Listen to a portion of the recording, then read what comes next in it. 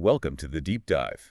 We're digging into the sources you sent us, and today it's Rebecca Henderson's Reimagining Capitalism in a World on Fire. We'll pull out the key ideas. Yeah, it's about understanding how our economic system is, well, really being tested right now. Exactly. Henderson lays out these huge challenges we're all seeing: environmental damage, massive inequality, institutions feeling shaky. Right. It reminds me of that E.O. Wilson quote, we've got Stone Age emotions, medieval institutions. And godlike technology, trying to make it all work. Precisely. And that's why rethinking capitalism feels so urgent now, really for all of us. And Henderson's perspective is pretty unique. She's not just an academic theorist. No, she's been there, seen it happen, from closing factories early in her career. Right, to advising big companies like GM when they were struggling to adapt. She saw why companies like Kodak missed the boat on digital, or Nokia got overtaken by Apple. That real-world grit, it informs everything she writes. And it leads her to this really big question. The central one. How can we actually build an economy that's profitable, sure, but also equitable and sustainable? It sounds like a massive undertaking. Oh, it is, no question. But what's striking about the book is that Henderson is, as she says, surprisingly optimistic. She thinks this reimagining, it's not just pie in the sky. It's actually possible and maybe even starting to happen. Okay, so let's get into some of the core ideas. Where do we start? Well, we probably have to start with this idea that's dominated business thinking for, 50 years? Shareholder value. Milton Friedman. The idea that the main job, maybe the only job of a company, is to make as much money as possible for its owners, the shareholder. Exactly. And Henderson gives this really stark example to illustrate the extreme end of that thinking. Martin Shkreli. Oh, the pharma bro. Right. Turing Pharmaceuticals raising the price of Daraprim. By 5,000%. An essential drug. Unbelievable. And Shkreli's justification was just blatant. It really was. He basically said, look, I could have charged even more. It's my primary duty to my investors under the capitalist rules. Just maximize profit, no matter the human cost. It's chilling, really. And it wasn't just Daraprim. Henderson mentions others, Lanet, Valiant, huge price hikes on essential medicines. So it raises that question. What happens when the bottom line is the only thing that matters? Well, the argument for it, the Friedman argument, was that this relentless focus on profit actually drives the whole system forward. Innovation, jobs, prosperity, freedom even. And anything else, like spending significantly on, say, environmental protection if it didn't boost profits directly, was seen as... It's a betrayal, basically. Yeah. A betrayal of the duty owed to the company's owners. But Henderson points out, and this is important, this shareholder-first idea wasn't always the only game in town. Not at all. Especially after World War II, people remember the Great Depression. There was much more suspicion of totally unregulated markets. Government was expected to play a bigger role. And you saw different models emerge elsewhere. Right. Definitely. Think about Japan, more focus on employees, long-term relationships, or Germany with co-determination, where workers actually have a say in running the company.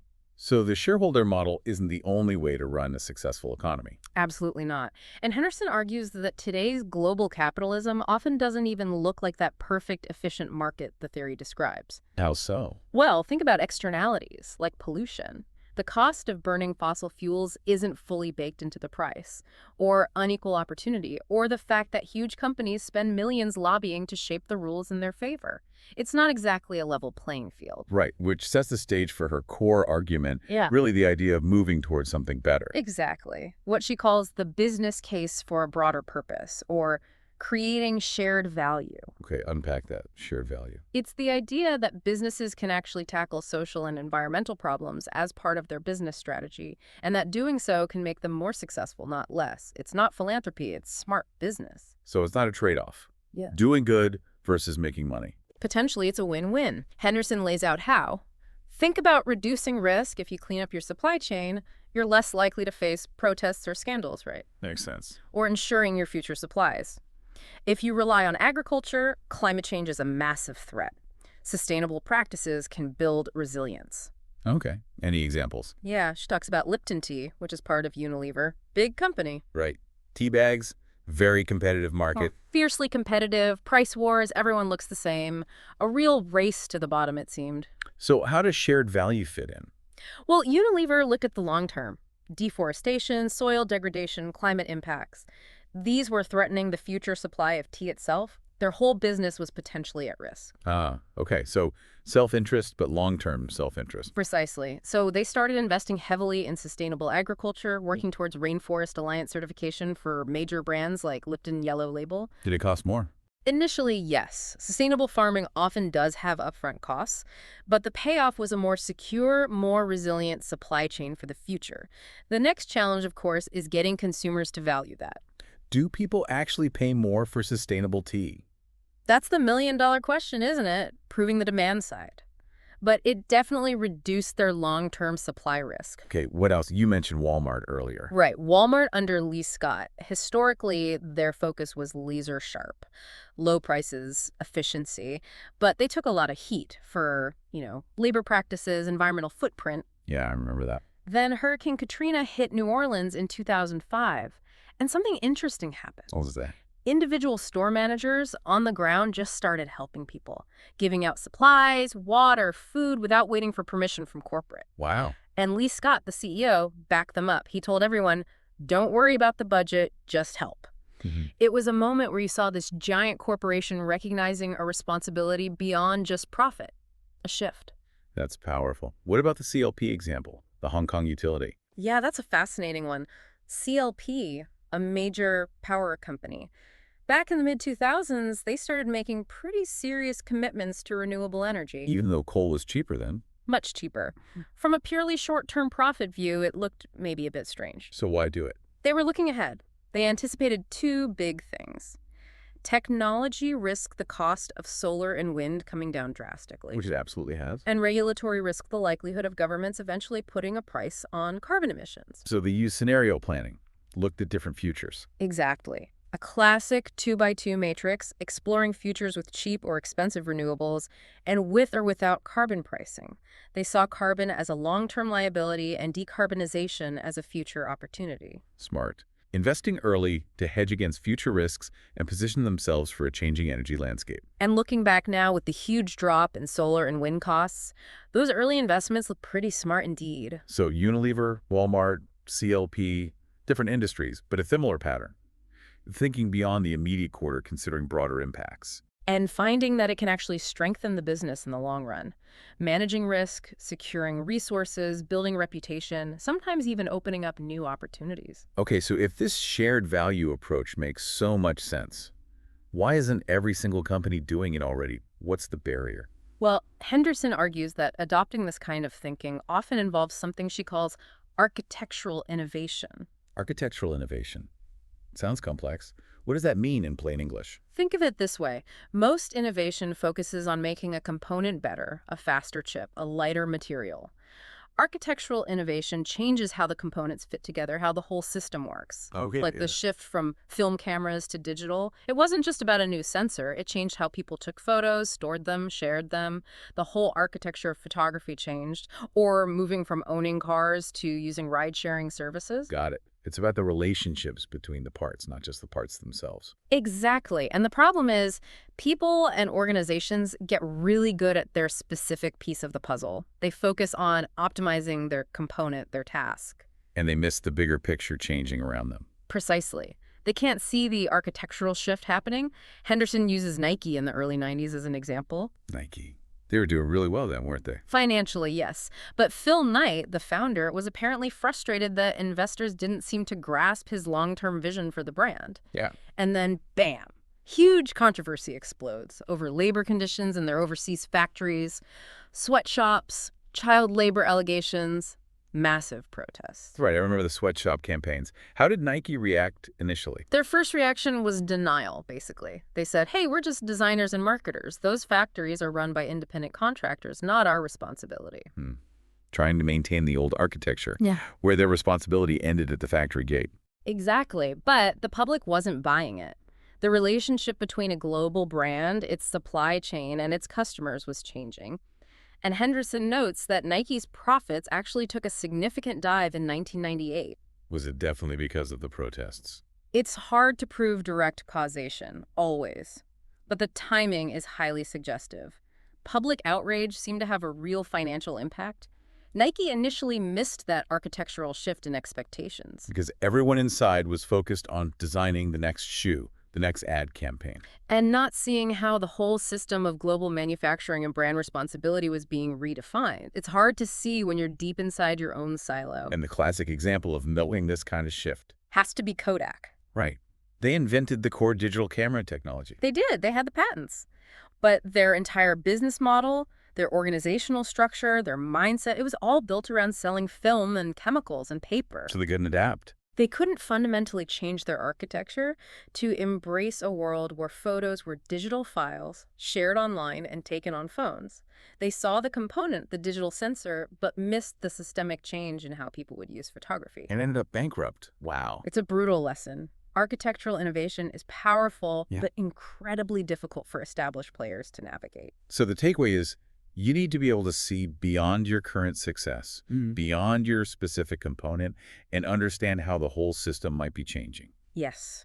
And what helps companies do that, Anderson argues, is having a clear sense of purpose, something beyond just profit. Purpose is the fuel for this kind of change. That's the idea. It helps organizations navigate the uncertainty and difficulty of fundamental shifts. She profiles some really interesting purpose-driven leaders and companies. Like who? Well, there's Norsk Gjenvinning NG, a Norwegian waste management company. Waste management, not the most glamorous industry. Definitely not. And it had, a reputation, issues with compliance, maybe cutting corners. Eric Osmundson took the CEO job specifically because he felt a purpose to clean it up. So how did he approach it? With radical transparency. He called it hanging our dirty laundry outside the house. Yeah. Publicly admitting the industry's problems and committing NG to being part of the solution. A brutal truth policy. That takes guts. Did it work? It wasn't easy. He brought in people from outside the industry, people who shared the purpose. They invested heavily in compliance, faced pushback, even threats. It was costly. Yeah. But it energized the workforce. Managers got excited. It spurred innovation in recycling tech. They expanded across Scandinavia. And because they focused on high-quality recycling, they could actually charge more for their materials. Purpose drove performance. Interesting. Who else? Mark Bertolini at Aetna, the health insurance giant. Okay. He had his own serious health crisis, a skiing accident. And that experience fueled his purpose to transform Aetna, to make healthcare more human, more personalized. How did that translate into action? He pushed for using digital tools and data to personalize care, focusing on things like improving medication adherence, people actually taking their pills. Which is a huge issue, right? Costs billions. People get sicker. Exactly. But he knew technology alone wasn't enough. He focused intensely on building a purpose-driven culture, making sure employees believed that the leadership was serious. He shared his own story, emphasized that sometimes purpose had to come before short-term profit. Building that trust internally seems crucial. Absolutely. Yeah. And then there's King Arthur Baking, KAF. Oh, I know their flour. Right. Their stated purpose is to build community through baking. Simple but powerful. And they live it. They see baking as connection, as a gift. They've built their business around helping people become great bakers. Tons of free recipes, advice, online resources. It's an architectural shift. They're not just selling ingredients, they're selling an experience and fostering that community. That makes sense. They really do create that feeling. Henderson also brings in historical examples. Toyota, right after the war, driven by a purpose to create jobs in Japan and compete globally. Or Cadbury, way back. Cadbury chocolate? The Cadbury brothers. Their purpose was selling pure, unadulterated chocolate when others were, well, watering it down. Absolutely pure, therefore best. But they also radically changed how they treated workers. Building Bourneville, the model village. Exactly. Driven by George Cadbury's personal experience seeing poverty, it was purpose-driving business practice even then. So a common thread seems to be this deep sense of why the company exists, beyond just making money.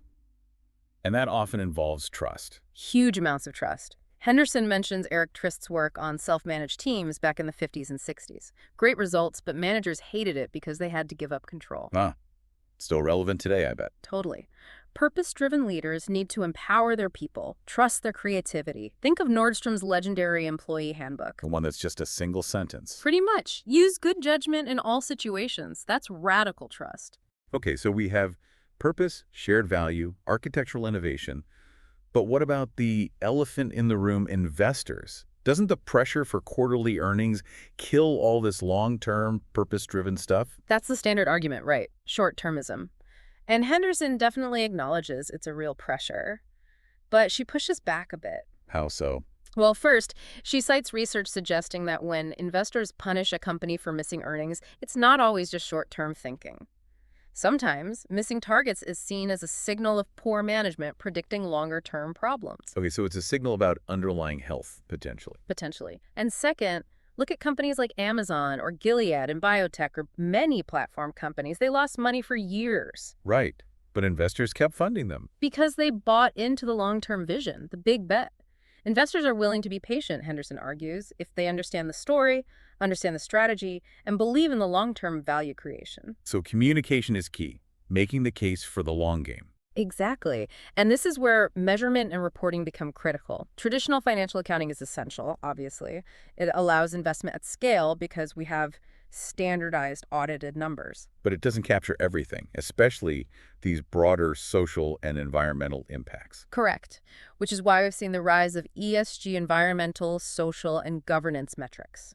Where did ESG come from? It really started gathering steam in the 80s and 90s, often pushed by NGOs after big environmental disasters or social controversies. They demanded more transparency from companies. And initiatives like the Global Reporting Initiative, GRI. Yes, GRI was an early effort to create standards for this kind of non-financial reporting, useful for stakeholders, for governments, but maybe less directly useful for investors trying to figure out financial implications. So it told you what a company was doing, but not necessarily how it affected the bottom line. Kind of. Which led to the development of USAFB, the Sustainability Accounting Standards Board. SSB. What's different about them? SSB focuses specifically on the ESG issues that are financially material within each industry.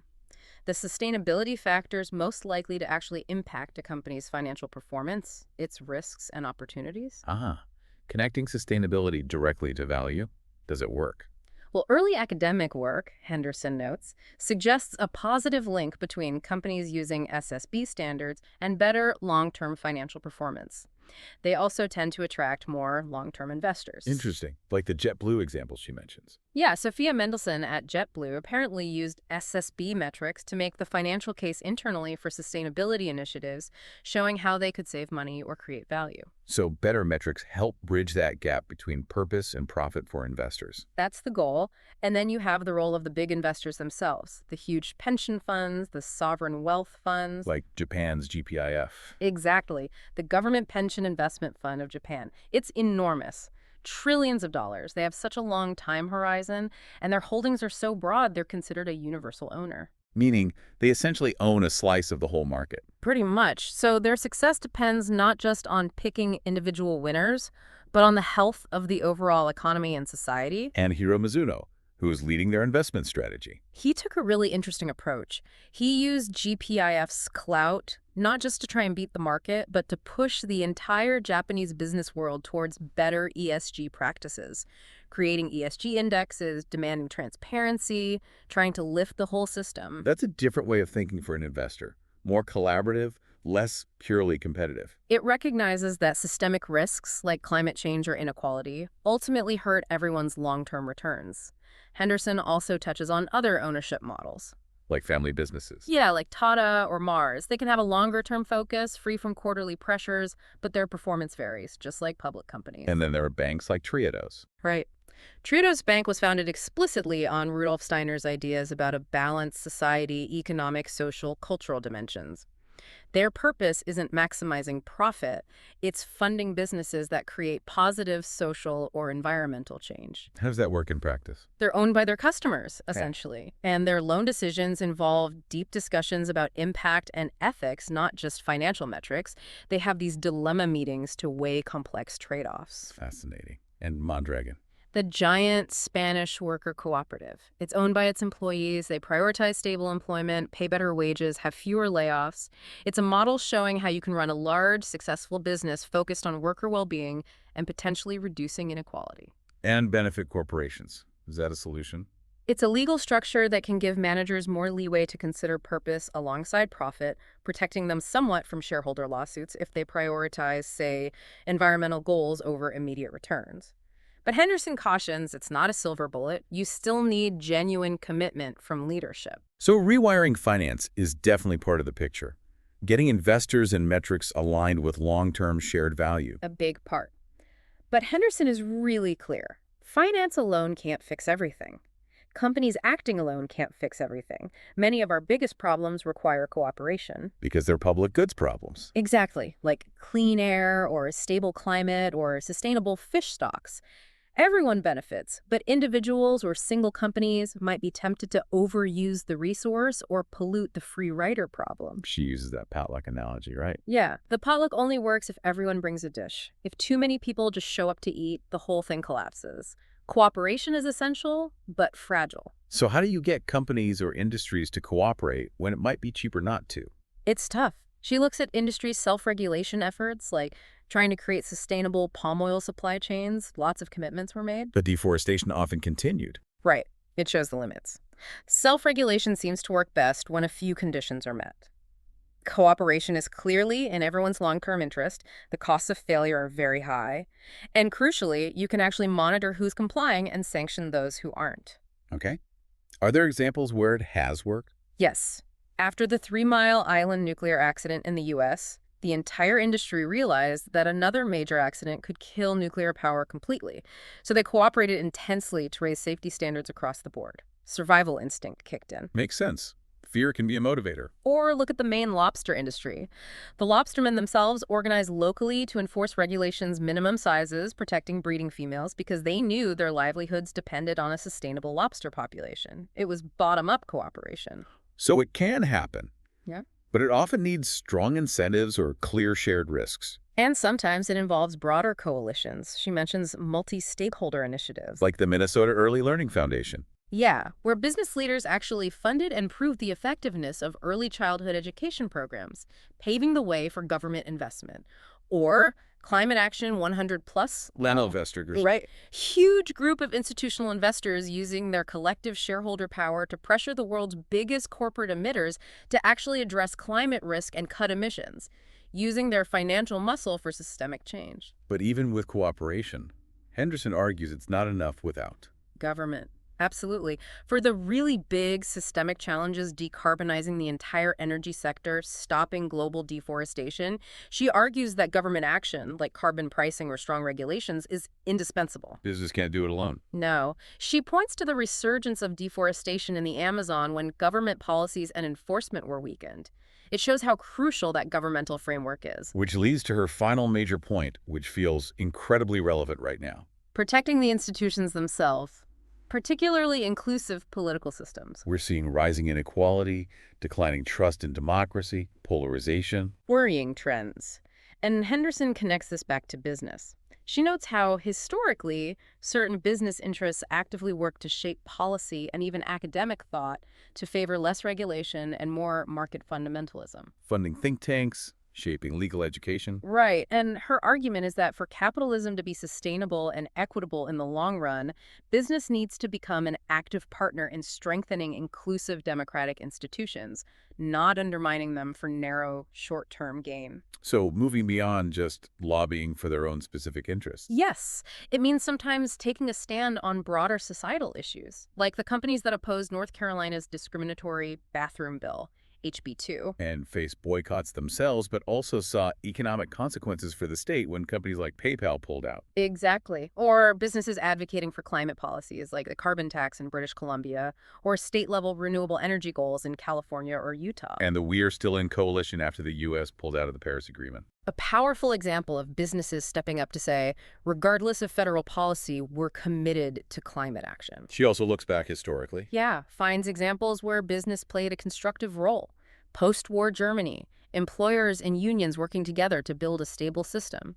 Late 19th century Denmark, business, labor, and government collaborating.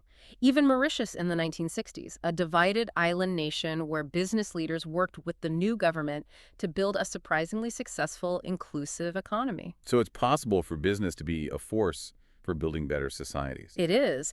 And she points to newer platforms trying to foster this, like the World Economic Forum's focus on public-private cooperation or the potential of the International Chamber of Commerce to influence global trade rules for sustainability.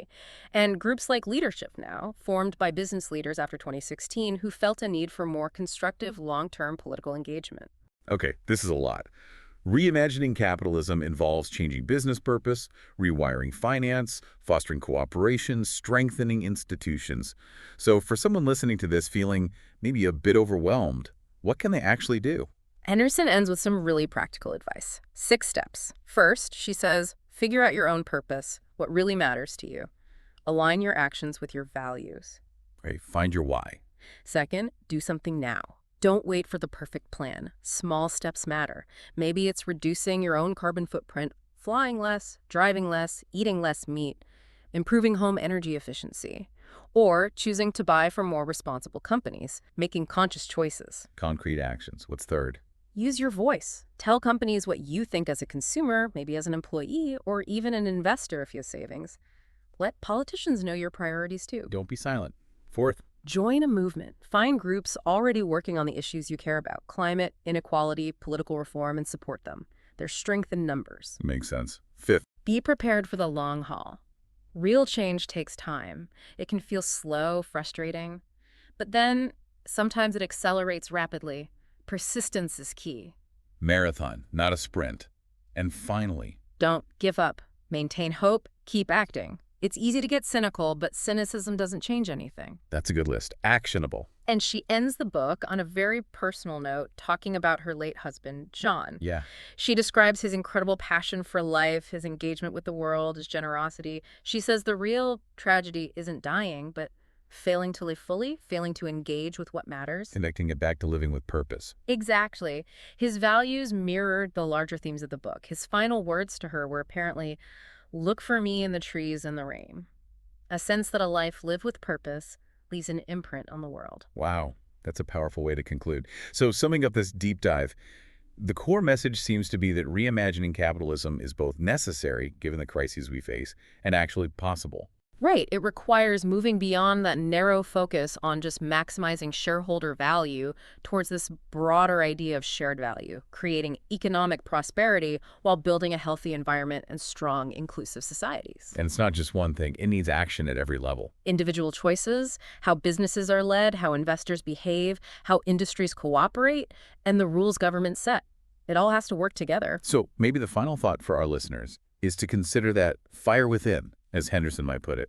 What issues ignite your passion? How can you, in your sphere of influence, contribute to this shift? Yeah, because every action, every voice adds to the momentum. It might seem small individually, but collectively, it's how change happens. A hopeful yet urgent message. Thanks for unpacking all of that with us today. My pleasure. Lots to think about.